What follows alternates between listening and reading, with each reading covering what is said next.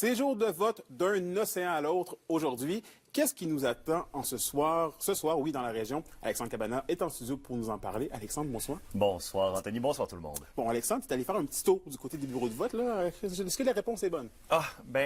Écoute, faut dire là que dès ce matin, 9 heures apparemment, qu'il y avait des files de gens devant les bureaux de vote et depuis, ça n'aurait pas arrêté. J'ai parlé avec une employée d'Élections Canada et elle m'a confié qu'elle n'avait jamais vu un tel engouement pour aller voter.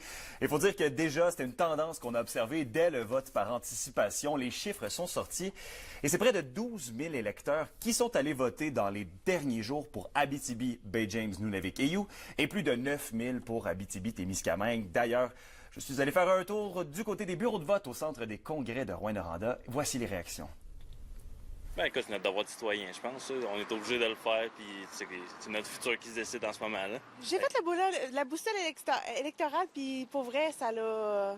Mon choix a été vers ce que je pensais déjà que j'allais faire, puis j'ai continué dans cette voie-là aussi. Ben, c'est la première fois que je vote, donc honnêtement, je trouve ça le fun quand même. On va voir, là, il n'y a pas des games de Canadiens, donc on va peut-être l'écouter. Hein.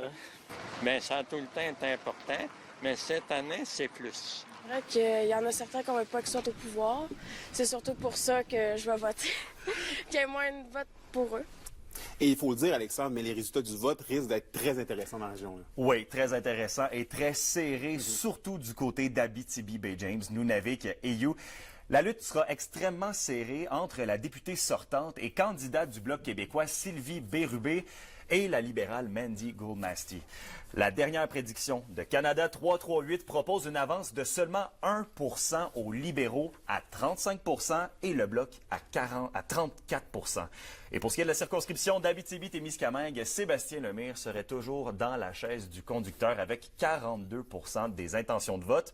Les bureaux de vote qui seront ouverts ce soir jusqu'à 21h30. Et je serai moi-même du côté de Rouyn-Noranda toute la soirée pour suivre les développements entourant les résultats et aller aux réactions du côté des candidats d'Abitibi-Témiscamingue. Et notre collègue Félix Blacker sera des nôtres demain pour faire la même chose, mais du côté de Val-d'Or. Donc, parfait. Merci beaucoup, Alexandre, et surtout, bonne soirée. Merci beaucoup.